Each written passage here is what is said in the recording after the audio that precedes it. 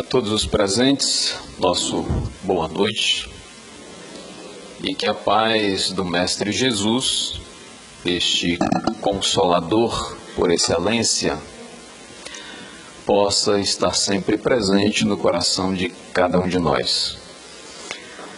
O tema que nós propomos para fazermos as reflexões na noite de hoje é Jesus e o sermão profético. A bem da verdade, Jesus, em várias oportunidades, ele fez alguns sermões, sendo que 2 acabam se destacando mais.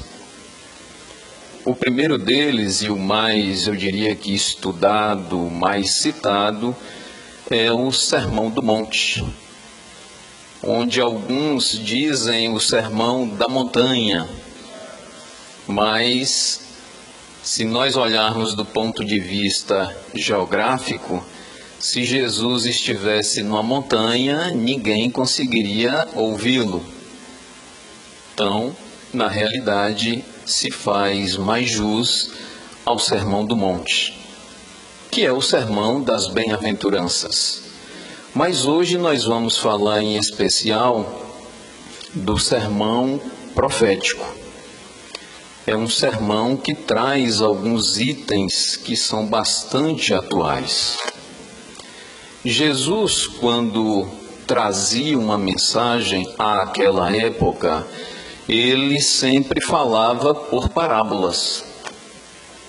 E isso há uma razão de ser. Jesus, quando aqui esteve, nós, que provavelmente também estávamos lá em outra veste corpórea, não tínhamos a condição de entendimento que já temos hoje.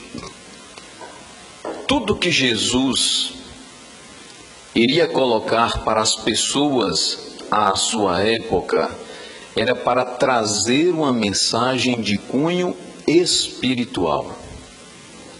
Sempre.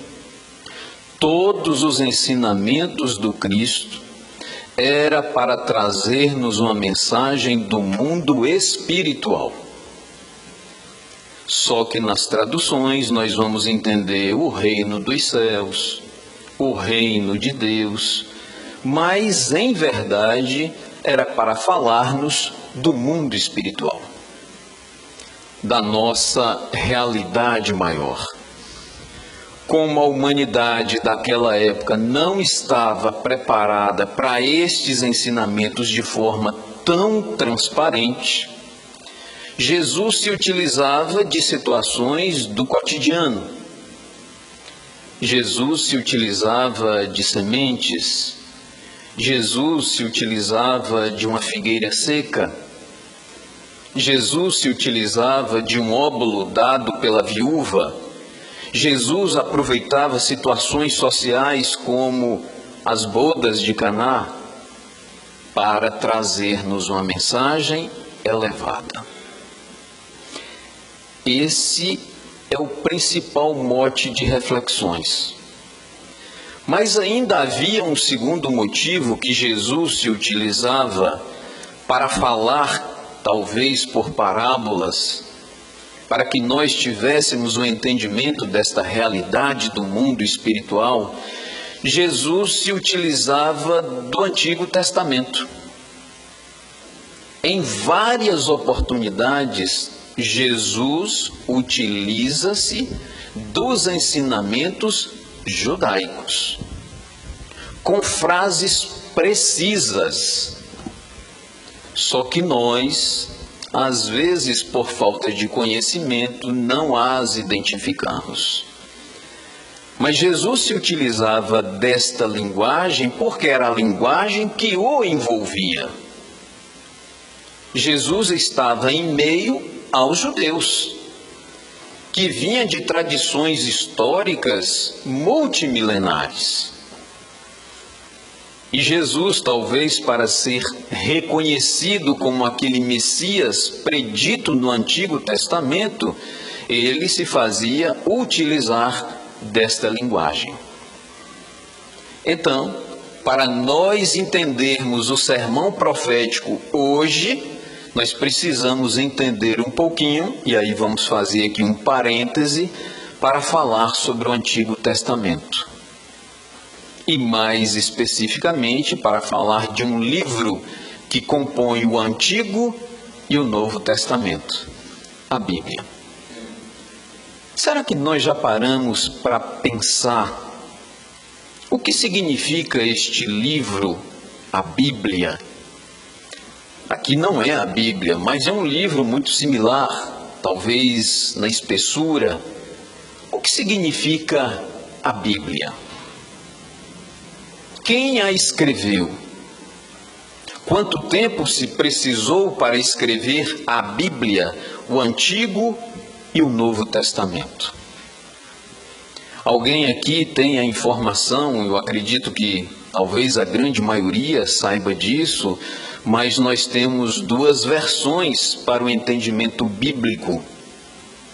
A Bíblia, utilizada na maioria das vezes por nós ou por nossos irmãos católicos, ela contém 73 livros. São 46 livros no Antigo Testamento, mais 27 livros do Novo Testamento. Mas e a Bíblia utilizada por nossos irmãos protestantes? É igual? Não, é muito similar, mas não é igual. Porque a Bíblia utilizada por nós ou por nossos irmãos católicos, contendo 76 livros, a Bíblia protestante só tem 66. Quem é que optou então por tirar 7 livros? Nós não paramos para pensar nisso. São 7 livros que a comunidade protestante ela retirou, sim. Retirou o livro de Tobias, retirou o livro de Judite, retirou o livro de Eclesiastes, de Baruque, o livro de Sabedoria, o livro de Macabeus 1 e o livro de Macabeus 2. Sim, mas por que tiraram? Houve entendimentos de que aqueles serviam e estes não serviam. Para se ter uma ideia, a formação do livro, a Bíblia, precisou de aproximadamente 1.650 anos para ser escrito. 1.650 anos? Sim, aproximadamente. Desde a época de Abraão, provavelmente aí 1.600 anos antes do Cristo, e mais os evangelistas que ficaram pós-Cristo, que narra-se aí um entendimento de talvez 70 anos. Então alguém escreveu a Bíblia de ponta a ponta? Não. Isso foi ao longo de milênios. Isso foi ao longo de séculos e séculos. E alguém ia achando interessante este livro com narrativas e ia escolhendo para que se colocasse ali. Muitas pessoas também não sabem, mas a Bíblia, ela foi colocada no sentido de que não tinha nem capítulos e nem versículos. A colocação de capítulos na Bíblia foi em torno de 1250. Alguém achou interessante e dividiu em capítulos. 1250. E posteriormente, 300 anos depois, alguém achou interessante dividi-la não só em capítulos, mas em versículos. Em 1550. Então, são livros que trazem narrativas excepcionais. Eu, particularmente, adoro estudar a Bíblia. Adoro estudar o Antigo Testamento. São verdades que precisam ter essa sensibilidade que Jesus nos ensina para o entendimento. A Bíblia ela começa com narrativas do livro A Gênese. E na Gênese há informações muito interessantes, porém utilizada com a linguagem da época. Isso é tão fácil de nós entendermos hoje. Quantas palavras existem na nossa língua, o português? Milhares, talvez milhões de palavras.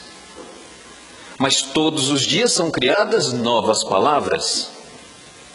Eu poderia citar uma palavra que não existia à minha época de juventude, e muitos de nós aqui não conhecíamos essa palavra que só veio recentemente.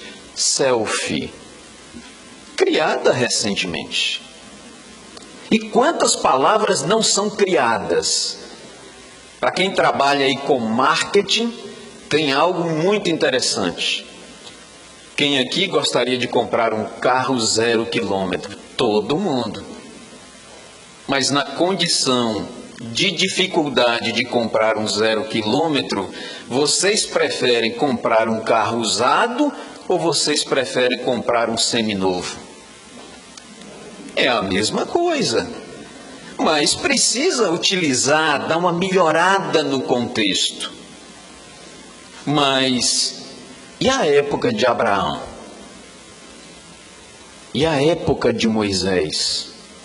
Quantas palavras o povo hebreu tinha? Eu posso citar algumas que tenho certeza que tinha. Semente, terra, vento, nuvem, água, ar, fogo. As palavras eram muito restritas. Não tinha palavras para tudo que se precisava dizer. E as pessoas tinham que fazer as suas narrativas com um número muito restrito de palavras. E isso gerava confusões mais adiante. Então nós precisamos entender a pobreza linguística para o entendimento na atualidade. Vou dar só um exemplo. No Antigo Testamento, vocês acham que tinham pessoas que estavam extremamente felizes em determinadas situações? Sim.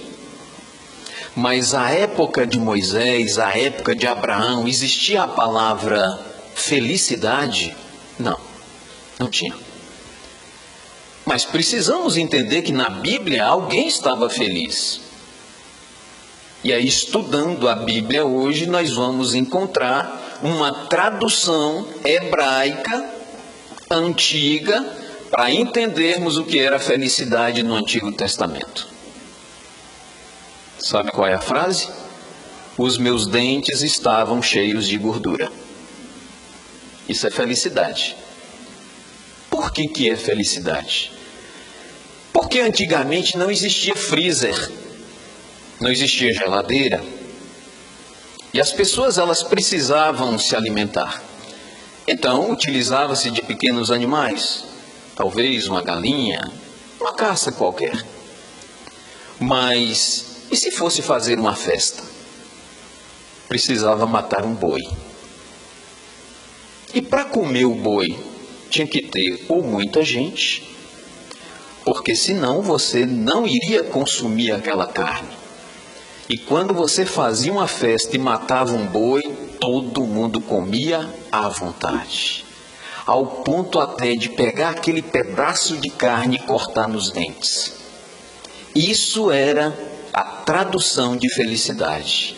Os meus dentes estão cheios de gordura. E não é brincadeira, é realidade. É a tradução da palavra felicidade.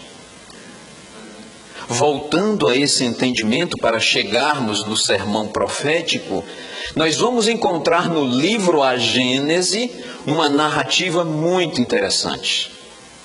Deus criando o universo, criando os céus, criando a terra, criando os animais, criando os peixes e criando o homem. Quem? Adão. E como é que Deus criou Adão? Segundo a narrativa do Antigo Testamento, foi criado do pó da terra. Do pó da terra?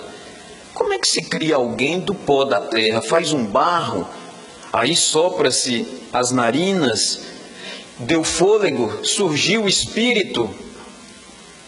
É a narrativa, mas é pobreza de palavras.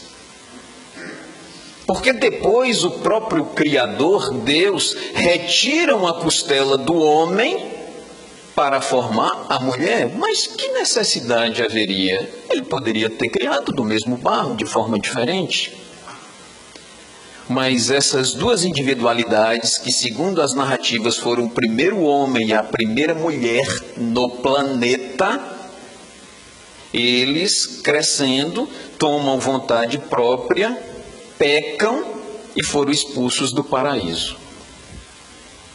Ao serem expulsos do paraíso, têm 2 filhos. Alguém se lembra? Caim e Abel. E aí há o primeiro homicídio narrado no Antigo Testamento. Caim mata Abel. E Caim matando Abel, ele se fecha diante do Criador com receio e foge. E lá na Gênesis, no capítulo 4, a partir do verso 16, nós vamos encontrar uma narrativa dizendo que Caim, fugindo daquela região, vai para a região de Nod. E lá se dá em casamento. Com quem? Se só existiam eles 2 e mais os pais. Então é uma linguagem figurativa, trazendo as reflexões à luz da doutrina espírita. A raça adâmica, simbolizado em uma visão muito curta de palavras, Adão e Eva. E foram expulsos de onde? Quando a Terra estava passando pela constelação do Cocheiro, se aproximou de um planeta chamado Capela. Capela estava vivenciando muito similarmente o que a Terra está vivenciando hoje. Um momento de transformação, de mudança. E àquela época, houve espíritos que não acompanhavam a evolução moral, mas tinham uma evolução intelectual, mas não avançando moralmente, tiveram que fazer um degredo. E vários destes espíritos migraram de Capela para a Terra. Foram expulsos de onde? Do paraíso. É um entendimento mais lógico. É um entendimento racional. E esta leva de espíritos com conhecimento intelectual, moral, não tão grande lá, mas grande aqui, vieram em vários povos, entre os chineses, entre os indianos, mas algumas dessas linhagens se destacavam, principalmente àqueles que chegaram ao Egito, os faraós, que traziam nesse bojo do inconsciente a ideia da imortalidade da alma. É daí que nós vamos encontrar aqueles faraós que pediam aos seus sábios para quando eles tivessem por morrer, que mumificasse os seus corpos. Porque eles tinham a ideia do processo reencarnatório. Não sabiam como, mas achavam que iam morrer, iam levar tudo, por isso colocava ali os seus bens, mas depois eles voltariam. E o corpo tinha que estar preservado, com a capacidade intelectual que nós não temos hoje. Como se construíram as pirâmides? Não temos essa condição de entendimento. Vieram para cá. Tiveram várias, inúmeras reencarnações, 1, 10, 100, 200. Alguns já retornaram. Outros continuam aqui pelejando. Alguns poucos, mas continuamos aqui. Então o Antigo Testamento tem um valor enorme. Mas precisamos ter um entendimento não com a letra, Porque Paulo já diz, a letra mata, o espírito é que vivifica. Todos os ensinamentos de Jesus estão a nos falar de uma realidade espiritual. Sempre. Não há meio termo, é sempre. E nós precisamos ter essa sensibilidade. Nós precisamos ter esse entendimento. Aí chegamos agora ao sermão profético. Para nós entendermos por que Jesus se utilizava desse linguajar. Jesus, em algumas oportunidades, foi questionado por doutores da lei. E esses doutores da lei, conhecendo a lei mosaica, eram doutores, tinham conhecimento, questionavam ao mestre. Mestre, o que é necessário para viver a vida eterna?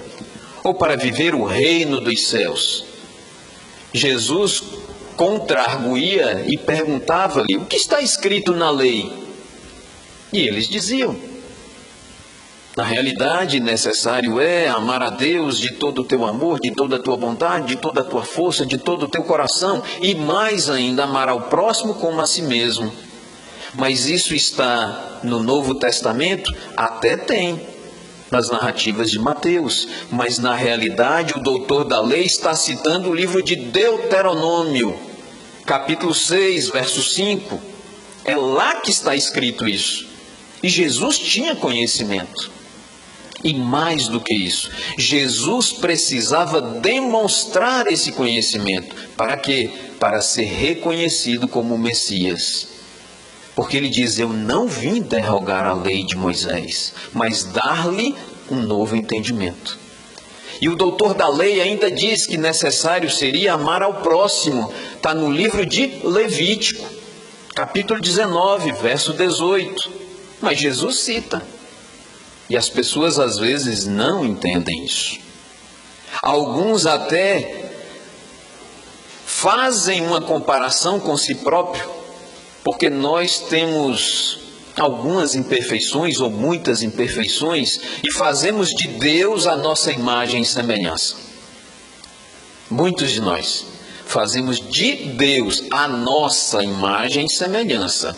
E eu não gosto de perdoar ninguém, então eu falo para a pessoa que ele não vai ser perdoado. Muitos de nós fazemos de Jesus a nossa imagem e semelhança.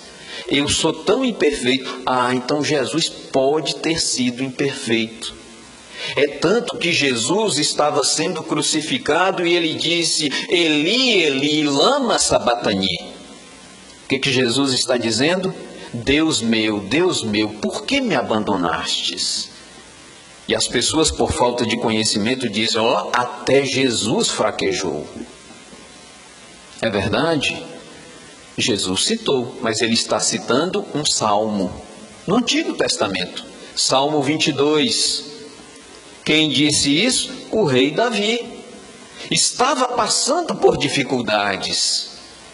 E o rei Davi diz, Eli, Eli, lama sabatani. Deus meu, por que me abandonastes?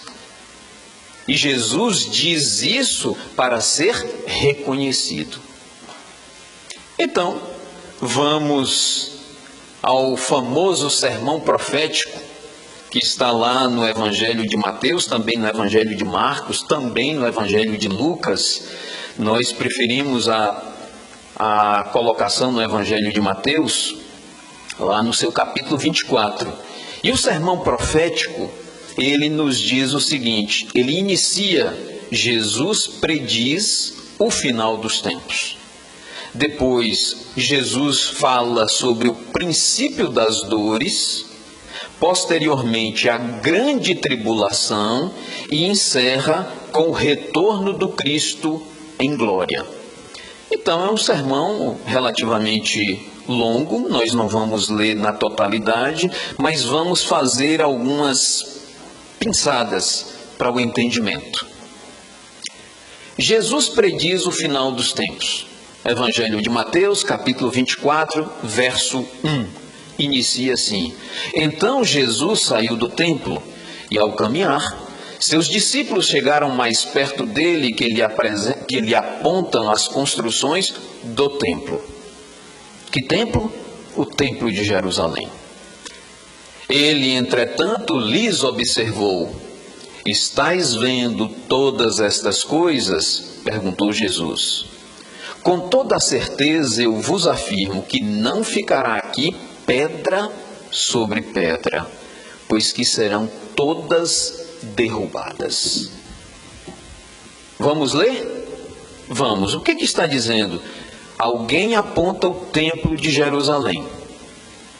E Jesus diz: não se envaideçam com isso. Não ficará pedra sobre pedra. Isso é ler com a letra. Mas será que Jesus está dizendo, já que toda mensagem do Mestre é espiritual, como entender isso saindo da letra? Porque a letra mata, mas o Espírito vivifica. Vocês acham que Jesus, estando aqui na terra, ele ia dar uma mensagem para ficar 30, 40, 70 anos? Ou precisaria ser uma mensagem que chegasse aos nossos dias? Com certeza uma mensagem que chegasse aos nossos dias. É bem verdade que o templo ruiu 70 anos depois. Mas se a mensagem do Cristo fosse para 70 anos, que valor ele teria para chegar aos nossos dias? Nenhum. Porque uma mensagem foi localizada no tempo. Mas Jesus está dizendo: haverá um tempo em que não ficará pedra sobre pedra. Os templos ruirão. O que se diz hoje? Qual o maior templo? O nosso corpo físico, é o templo externo. Mas e o templo de dentro? Eu como espírito. E os grandes templos irão cair. Aqueles que detêm o poder momentâneo na terra não terão mais. Dá para entender o sentido mais elevado, mais espiritual? As grandes instituições, entre aspas, os grandes templos. Imagine quais os interesses políticos de grandes corporações. Todas ruirão. Porque senão a humanidade não vai avançar. Nós precisamos ter um entendimento de abertura, um entendimento espiritual. E aí Jesus vai narrar o princípio das dores que nós já estamos vivenciando. Então, Jesus nos diz: tendo Jesus se assentado no Monte das Oliveiras, os discípulos chegaram até ele em particular e pediram: Mestre, diz-nos, quando ocorrerão estas coisas? E qual será o sinal da tua vinda e do final dos tempos? Muitos irmãos de outros segmentos religiosos já colocam o final dos tempos como uma grande hecatombe, uma grande catástrofe, talvez com terremotos, maremotos, tsunamis, um cataclismo. Final dos tempos. Recentemente, o nosso país vivenciou várias situações difíceis no começo desse ano. Barragem de Brumadinho, os jovens atletas do Flamengo que foram queimados. Tivemos aquela situação na escola de Suzano e outras tantas. E um amigo nosso, um amigo querido, de outro segmento religioso, ele virou para mim e disse: Kleber, aí é o que está escrito na Bíblia, é final dos tempos. Eu olhei para ele, sorri e disse assim: ou início de novos tempos. Como ele sabe que eu sou espírita, ele sorriu e vamos continuar. Mas é o nosso entendimento. Para alguns é catástrofe, é acabar.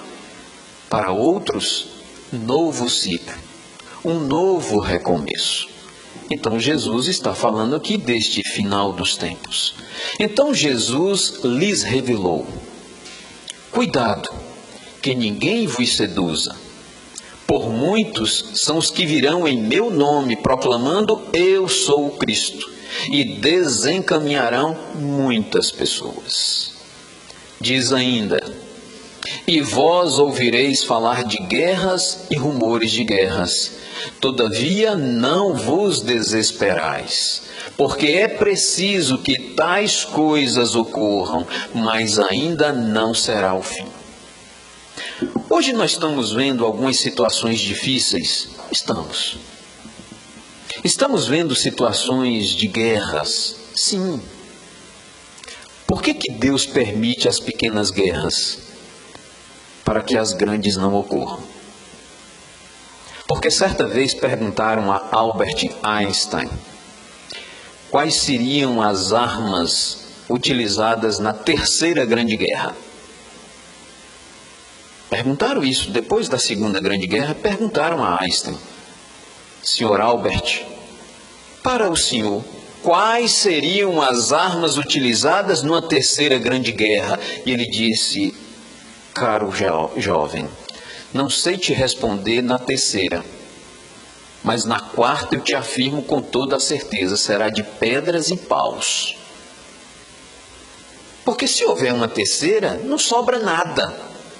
Então Deus permite os pequenos flagelos para que os grandes não ocorram e o homem aprenda com esses desafios.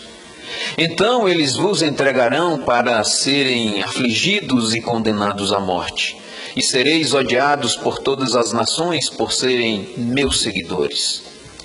Então numerosos falsos profetas surgirão e enganarão a muitos. Isso só serve para as outras denominações ou serve para nós espíritas? Para nós espíritas. Uma grande preocupação do tribuno baiano Divaldo Pereira Franco, que viaja o país inteiro, que viaja o mundo inteiro. Quantas pessoas hoje não passam por desafios?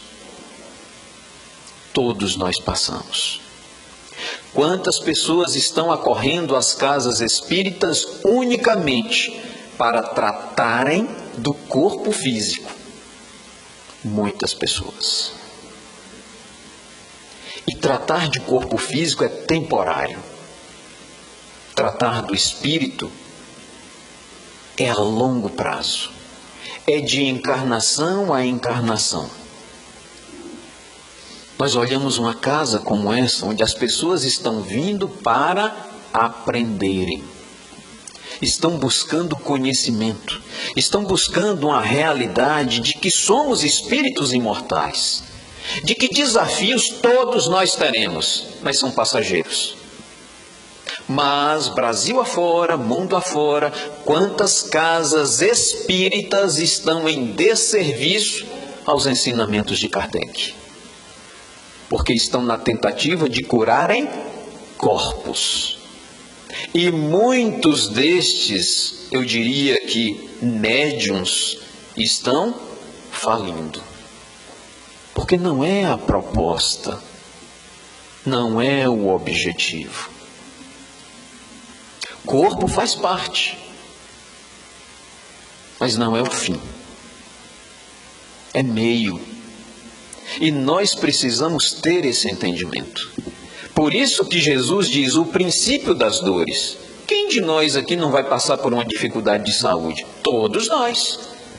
Mas é compreender o processo educativo dessa dor. Porque se eu curar hoje, amanhã pode vir de novo, vai tornar a curar. Passa mais 5, 6, 10 anos, vai vir de novo, mas vai chegar um tempo que não vai ter jeito. O corpo vai perecer. A partir do momento que nós tivermos essa convicção, tudo passa a ser mais fácil. Tudo passa a ser mais compreensivo. E os desafios se tornam menores. Não é fácil, claro que não é fácil. Mas precisamos ter esta compreensão. Há um verso aqui que me chama muito a atenção, é o verso 12. E por causa da multiplicação da maldade, o amor da maioria das pessoas se esfriará. E isso eu digo é sem medo de errar. Já estamos vivenciando isso. Quando a maldade de muitos, ela se aplaca, como diz aqui, por causa da multiplicação da maldade, o amor da maioria das pessoas se esfriará. E como nós citamos um fato que ocorreu aqui, vamos voltar àquela situação da escola de Suzano. E cada qual se coloca nessa condição. 2 jovens adentrou aquela escola e tirou a vida de mais 10 jovens, porque o 11º foi o tio de um deles. 10 jovens. Quantos de nós desejamos que aqueles 2 jovens pagassem por tudo isso? E melhor ainda, com a própria vida. Quantos de nós pensamos nisso? Quantos de nós fizemos preces por aquelas crianças que desencarnaram naquela situação? Muitos de nós, verdade, muitos de nós fizemos prece por eles. Quantos de nós fizemos preces pelos familiares que ficaram em sofrimento? Poucos de nós. Quantos de nós fizemos preces pelas equipes socorristas que estavam trabalhando no mundo espiritual? Pouquíssimos de nós. Mas o amor de muitos está esfriando. E é verdade. Porque quantos de nós, de sã consciência, fizemos preces por aqueles 2 jovens? Quem fez? Quem pensou na mãe daqueles jovens? Isso é o amor nosso esfriando.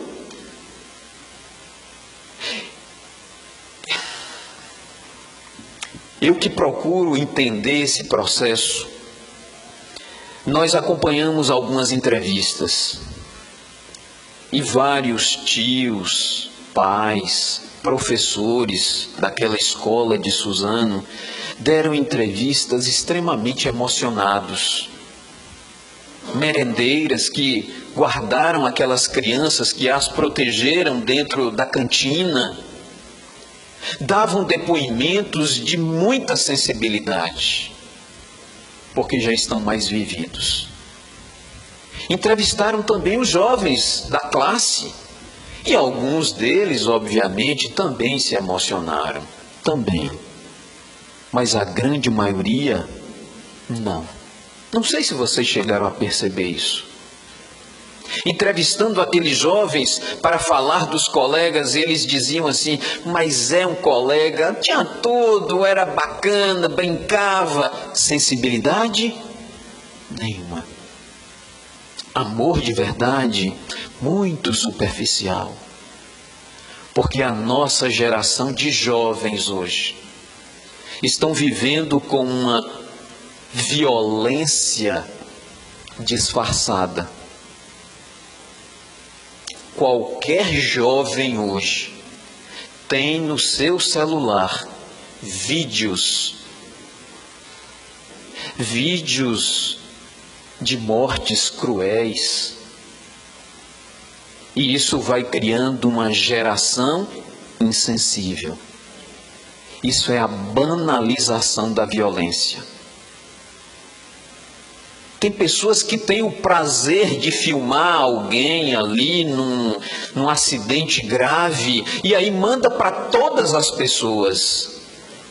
E isso vai criando uma insensibilidade disfarçada, onde o amor de muitos se esfriará. Jesus é atual. Continua ele dizendo nas grandes tribulações: quem estiver sobre o telhado de sua casa, não desça para retirar dele coisa alguma. Como é que ia entender isso? Jesus disse isso há 2000 anos. Ia falar de um telhadinho de casa. Ainda mais quando ele diz: e aquele que estiver no campo, não volte para pegar a sua túnica.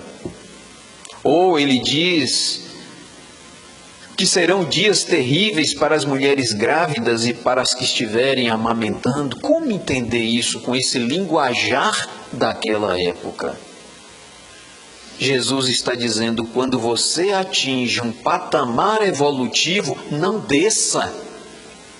Não se envolva nas questões puramente materiais. Olha a túnica. Não volte ao campo, não pegue, não vá. Porque nós já estamos atingindo patamares espirituais mais elevados. E para nós termos uma ideia, eu separei aqui 3 situações, porque esse aqui é o Evangelho por Emmanuel. Então tem comentários ao Evangelho de Mateus, de Marcos, de Lucas, de João, as cartas dos apóstolos e mais, não sei se é o Apocalipse, são 7. E eu adoro estudar. Adoro pegar assim quando tem tempo. E aqui nós pegamos uma passagem que diz assim: aquele porém que continuar firme até o fim será salvo. É o que Jesus está dizendo: até o fim será salvo. E o que Emmanuel nos chama a atenção para esse parágrafo? Mas quem perseverar até o fim, este será salvo. Olha que interpretação do ponto de vista espiritual e não da matéria. Ele diz o seguinte: o Evangelho será pregado aos povos para que as criaturas compreendam e alcancem os fins superiores da vida. Evangelho. Evangelho nos dá essa oportunidade de elevação superior. Quando o mestre levou a persistência, ou seja, ele diz: mas aquele que perseverar. Então, quando o mestre levou a persistência, evidenciava a tarefa árdua dos que procuram a excelência do caminho espiritual. E hoje é difícil você ser um seguidor do Evangelho e do Cristo. Mas aqui ele dá a dica, por fim. Aqui não vemos Jesus referir-se a um fim que simbolize término. Olha o que Emmanuel diz: e sim a finalidade, ao alvo, ao objetivo. Ou seja, aquele que perseverar até o seu objetivo será salvo. Serás um vencedor diante do compromisso que você assumiu. Uma mãe que assume vir com o filho deficiente, se perseverar até o fim. Que fim? Morte? Não. Até o fim, compromisso, objetivo. Você está bem. Como diz os nossos jovens, está bem na fita. Cumpriu integralmente o seu compromisso. É isso que Jesus quer dizer-nos. Escolhemos um outro. Então os que estiverem na Judéia fujam para os montes. E o que Emmanuel nos coloca do ponto de vista espiritual? O que significa isso? Referindo-se aos instantes dolorosos que assinalariam a renovação planetária, aconselhou o mestre aos que estivessem na Judéia procurar os montes. A advertência é profunda, porque pelo termo Judéia devemos tomar a nossa região de desafios espirituais. Qual? A terra. Mesmo que Jesus tenha dito a Judéia, ele está dizendo a todos nós que estamos nesta existência, neste planeta. Pelas aspirações íntimas para nos aproximarmos do Mestre. E chegando o instante de se retirarem, os que permanecem na Judéia para os montes, que montes? Os montes das ideias superiores. É indispensável manter-se nas alturas espirituais. A passagem é extensa, mas nós tiramos só o suprassumo. E aqui, nas grandes tribulações, Jesus ainda diz o seguinte: e orai para que a vossa fuga não ocorra durante o inverno nem no sábado. Aí eu falei, será que Emmanuel tem essa? Porque não tem todos os versos, são os principais. E quando eu cheguei aqui, eu falei, agora eu quero ver. O que Jesus está dizendo? E orai para que a vossa fuga não ocorra durante o inverno, nem no sábado. Olha a explicação de Emmanuel. Ele fala sobre a fuga. A permanência nos círculos mais baixos da natureza institui para a alma um segundo modo de ser, em que a viciação se faz imperiosa. Para que alguém se retire de semelhantes charcos do espírito, é imprescindível que fujamos.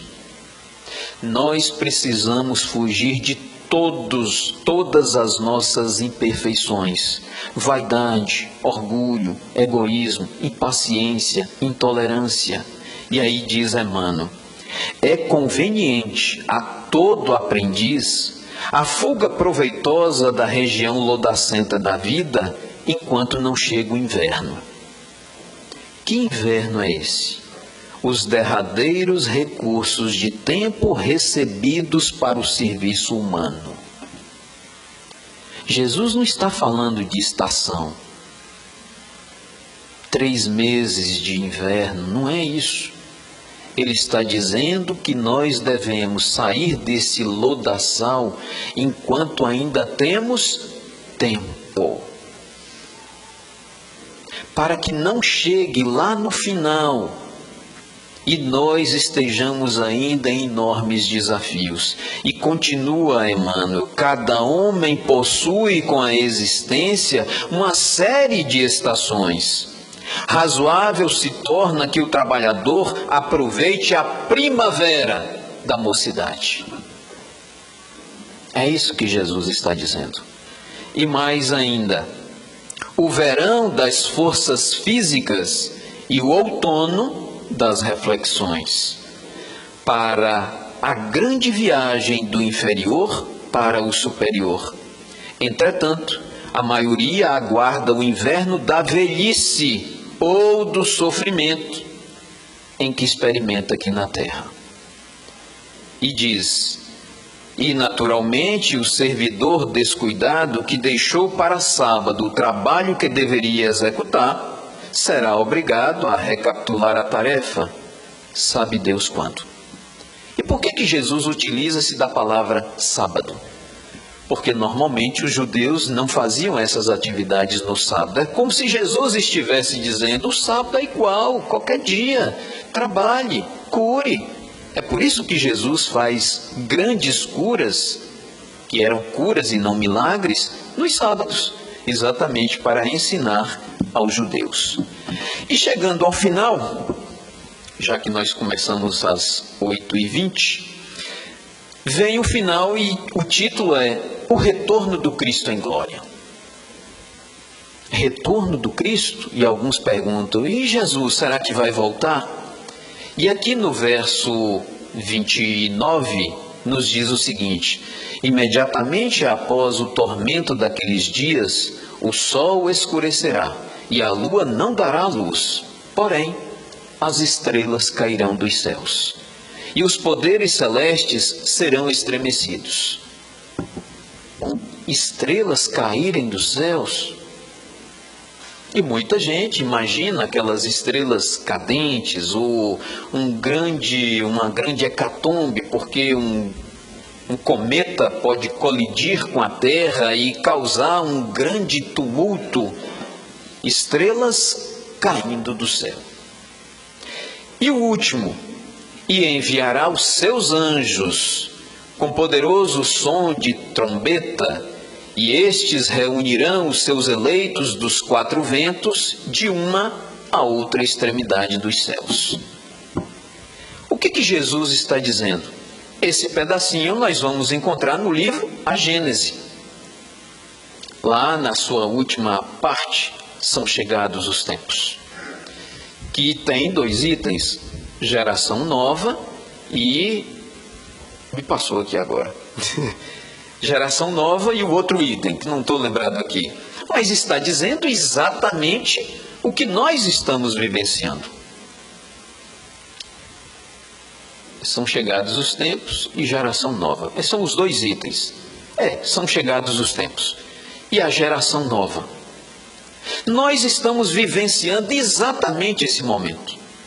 Como a Terra, há alguns milênios, passando pelo cocheiro, pela constelação do cocheiro, permitiu que esses espíritos viessem para a Terra. Nós estamos num novo momento. E eu pergunto, há espíritos de outros orbes nos auxiliando? Há jovens, há crianças que estão recém-chegadas, que nós não conhecemos as suas capacidades? Tem. Qual é o momento que está chegando? É um momento de transformação. É esse o momento. Nós precisamos efetivamente, como espíritos, compreender que precisamos mudar moralmente. Não só intelectualmente, moralmente. Essa é a nossa mudança, essa é a nossa tarefa. Mas esses espíritos irão resolver os nossos problemas? Não. Não vão resolver os nossos problemas. Nós é que temos que resolver os nossos problemas. Esses espíritos é o que Jesus estava dizendo no sermão profético, estrelas caindo. São espíritos elevados que estão aqui para nos auxiliar. Mas eu gostaria de encerrar fazendo aqui uma visualização. Nós que moramos nos bairros de médio e de bom porte na cidade. A rua de João, muito provavelmente, tem uma pavimentação. A casa que João mora deve ter o mínimo de dignidade, de conforto, uma cobertura. As nossas casas devem ter, no mínimo, um sanitário. Água quente. Nós temos, talvez, um carro na garagem. Nós temos o transporte coletivo alternativo.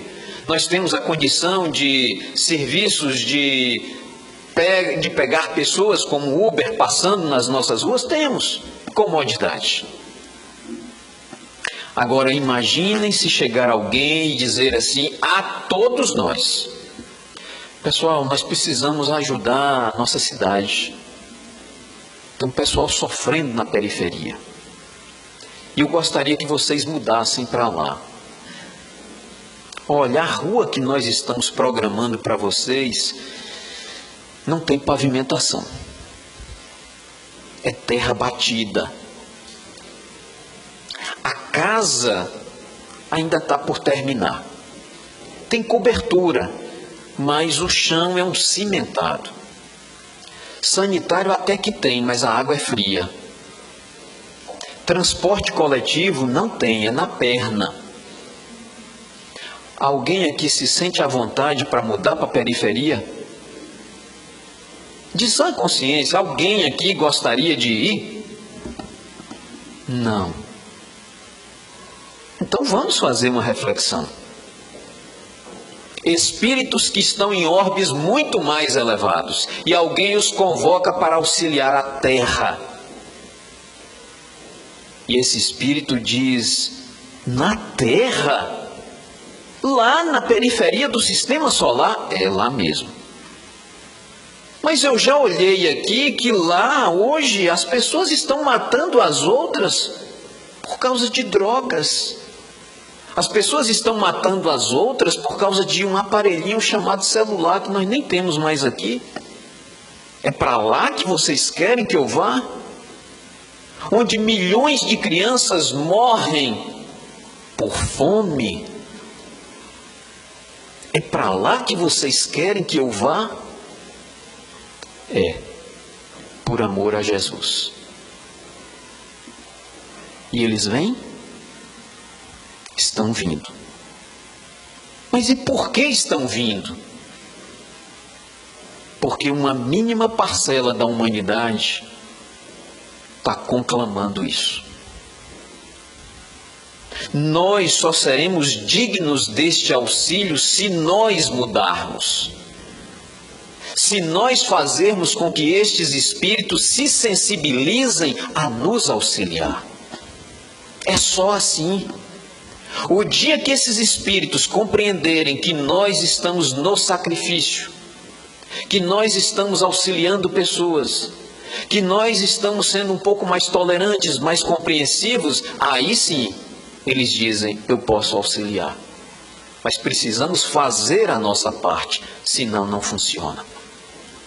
Nós precisamos mudar, e o mais rápido possível, para que os nossos sofrimentos sejam menores. Eu encerro com a mensagem do Espírito Emmanuel, neste livro, no Evangelho de Mateus, lá no capítulo 24, só para que nós possamos entender. Porque nós estamos vivendo exatamente esse momento do burilamento, da transformação, da mudança. E ele intitula No Burilamento Íntimo. E nos diz Emmanuel: suspiramos por burilamento pessoal. Entretanto, para atingi-lo, urge não esquecer as disciplinas que lhes atendem à formação.